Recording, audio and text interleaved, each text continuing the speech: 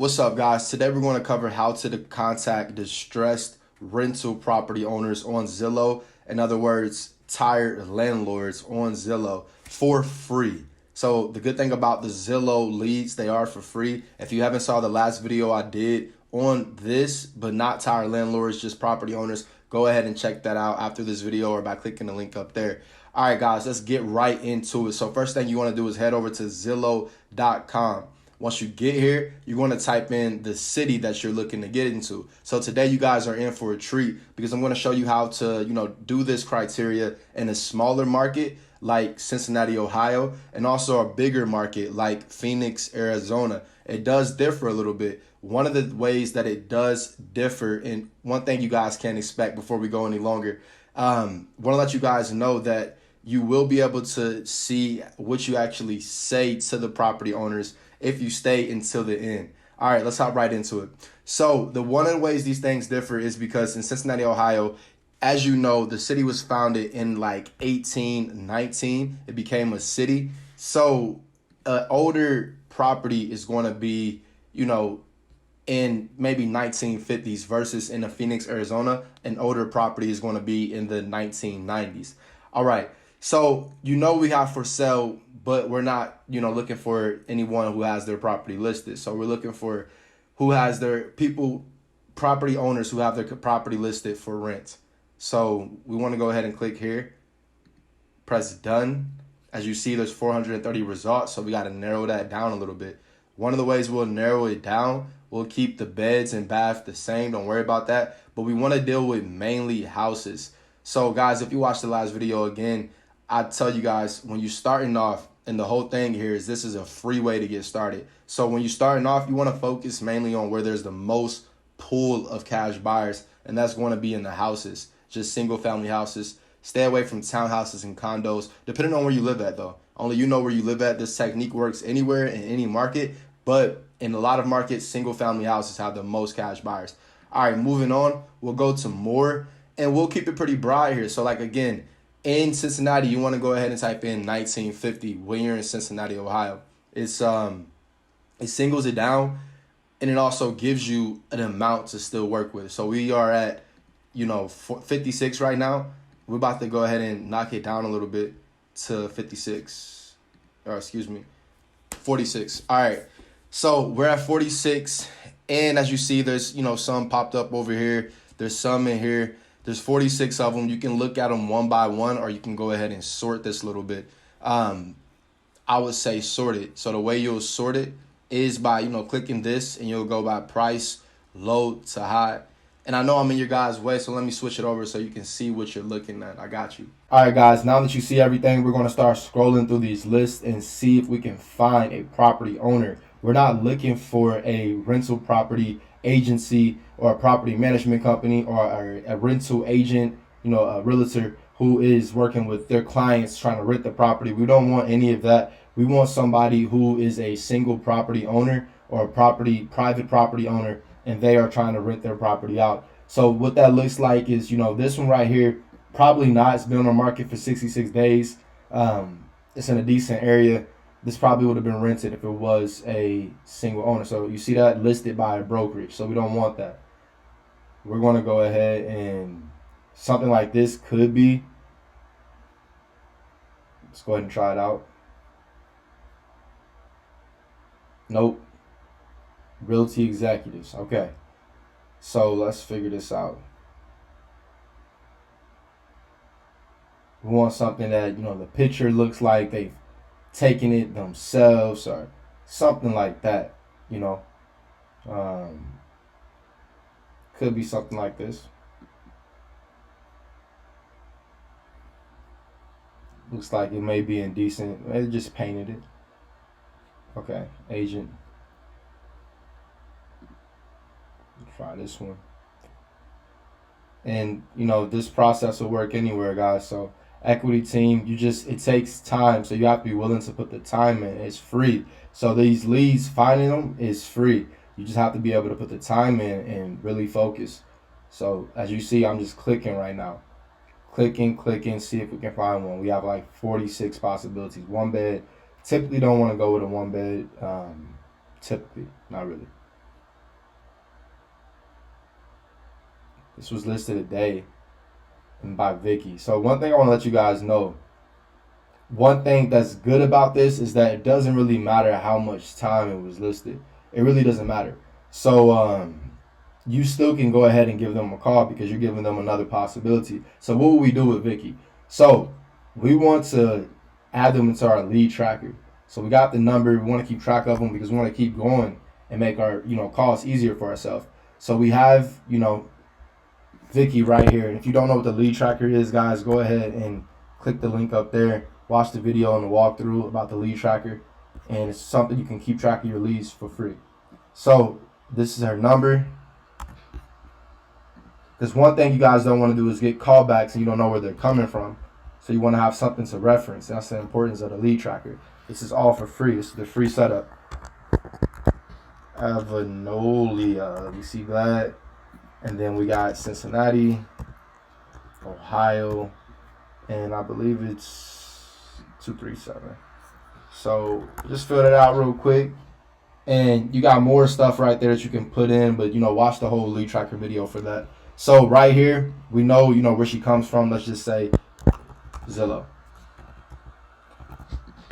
All right.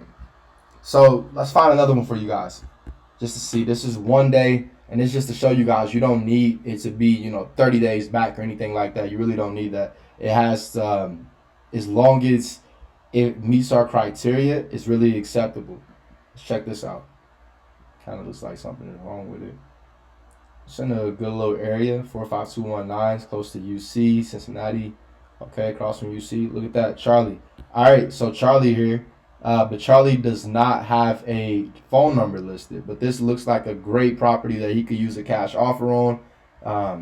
UC is a great area. So you got a couple of different options here, right? You could either, get the property skip trace using batch skip trace and single skip trace, learn more up there. Or you can go ahead and add him to your stuff, because I don't see a number here. So add him here, add him in there. So we got Charlie, 2711 Glendora. Boom. Because what we're going to do is this. So 2711 Glendora, Cincinnati, Ohio, 45219. Okay. Now we'll go ahead and hit ask a question. So from there, they almost give out my whole information. So you'll type your information in, whatever information you want right here, and you'll just go ahead and send a question to them. Maybe say, hey, do you have time to speak about the property? I'm interested. Just debate them, and then hook them in when you get on the phone with them. All right, so that's that. That's all you guys really need. So rinse and repeat process. You just have to have the patience to do it. Okay, I'm going to show you guys what this looks like. Same process, just in a slightly, well, not really slightly. Phoenix has about 1 million people, so a bigger market. So just to show you it works, really anywhere. So as you guys see right here, 35 results, and I'm gonna show you guys why it says 35 results. Now, Phoenix, it differs a lot of ways in Cincinnati. And one of the biggest ways is you see this date right here. You obviously have a bigger market with Phoenix being 1 million people. But Phoenix was founded in 1868. But it was only a mile long and about a half a mile wide when it was founded. And this is because Phoenix did not actually become, Arizona did not actually become a state until about 1912. So it hasn't been around very long, to say the least. That means that, there's a different climate as far as when the houses were built. So if you go to 1990, that's old in Phoenix. You see this? 180 results. Phoenix is 1990s old, while in Cincinnati, 1950 is getting on the older end. And we're talking about very old. Obviously, you can have, the year 2000. That's pretty old right now as well. It's 2021. So, when you're at 2000 and below, I would say that's old. But to get the most motivated, I would say 1990 for Phoenix, and also 1950 in a, eastern market, or, somewhere in the Midwest, somewhere in those original 13 colonies, or even, some in states that aren't as new as 1912 or 1900s. All right, so Phoenix, Arizona, how does it differ a little bit? Now, Cincinnati, as you can, we got price low to high right here as well. We are houses as well right here, but you want to have somebody who still looks like they've taken the picture themselves. However, Phoenix doesn't have just as many tough looking properties. So you got to just look for small things. So maybe something like this, even though it was just painted yellow, it still just stuck out to me as something that looks a little bit older. Okay, bullseye property management. We see the house on their name, probably not them. And I'm going to find you guys one just to show you, what it's looking like. All right. Listed by agent. That looked like a picture by a seller. All right, guys, and as you can see, we're on the second page here. It's a little bit different when you're working with a bigger city. You do have more options, but also, Phoenix is a newer city, so it's not, as many property. And there are a lot of single property owners, but it's just a little bit different to locate them. Okay, this one kind of stands out to me. Looks like we can have one right here. Let's see. This looks like a past listing, 2019 ARMLS. So they're doing a rent to own. Come first. Listed by property owner. Here it is. So right now you will want to do the same process. And again, this is why you guys need to download this, the lead tracker, volume 1. Just go ahead and start utilizing it. You don't really take too much download. Just, how to acquire your first wholesale deal, volume 1. You'll be able to download that, and you'll be able to utilize the lead tracker. So this is all for free, guys. It just takes hustle. And if you have the time to put into it, you can develop skills, and you'll be successful in your own niche. So, again, you just have to be willing to put in that sweat equity for it. So we want to have the number right here. And then we'll type in Colton. There it is. So you will want to call these guys, and you can go back and give them a call. So you don't need this anymore. You don't even have to deal in Zillow anymore if you don't want to. Now you can work from here, your lead tracker.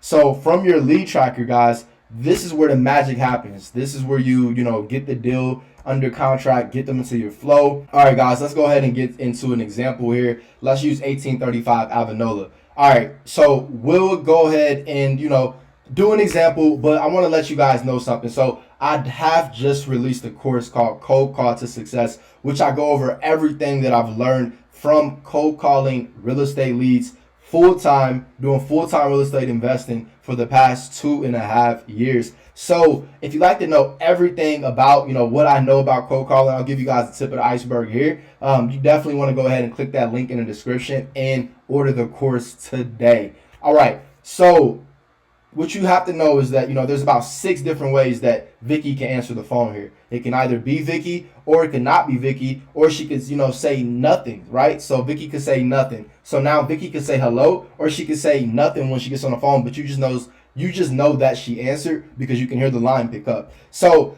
let's say that is the case, although it may not be because they're expecting the calls, but let's say that is the case. Then you want to answer the phone with a question kind of tone, right? So you want to be like, hello, Vicky. And then Vicky will say, yes, hello. You'll say, hey, Vicky, this is D'Angelo with Jungle Properties. Jungle Properties, whatever your LLC is, whatever your company is. That way you can always defer who makes the final decision and build rapport between you and the seller. Don't damage that relationship. Okay? So, hello, Vicky. Hey, this is D'Angelo with Jungle Properties. We're giving you a call about the property on 1835 Avanola. Did I catch you at a bad time? Guys, you want to ask, did I catch you at a bad time before you jump into the actual asking, does she want to sell the property or what you're calling for? Because you want to let them know that you respect their time. So unlike a lot of people that are going to be calling them, this, technique isn't, really that new per se. I'm sure it's been around for years. It's probably just new to you. And it's something that you have to know, she's having more calls, but you with your abundance mindset, you have to find a way to stand out. And one of the ways you'll stand out is by getting them to commit to saying no, right? So that way they feel like they hold the power. So you want to ask them, did I catch you at a bad time? So she's going to say no, right? Because, if she says yes, then, that's another thing. I do have something to, I have a solution to if she says yes as well. But if she says no, you'll say great. So you'll say great. I'm just giving you a call because our company is purchasing property throughout the 45237 area, and your property on Avanola matches our buying criteria. We see you have it listed for rent here. Have you thought about maybe receiving a cash offer on the property? Right there, guys. That will, go one of two ways, right? Either she'll say, yes, I have thought about a cash offer, but it has to be whatever number it is, whatever number she says. And if she does not say a number, then you'll say, do you have a number in mind? Or she'll say, no, I have not thought about a property. I have not thought about it. I'm actually just looking to list my property. I love owning my rental property. So you'll say, okay, great. Well, we actually work with investors like yourself when we come across property that don't match our criteria, but could be a good fit for you. Would you like to join our contact list and be contacted when we come across such properties?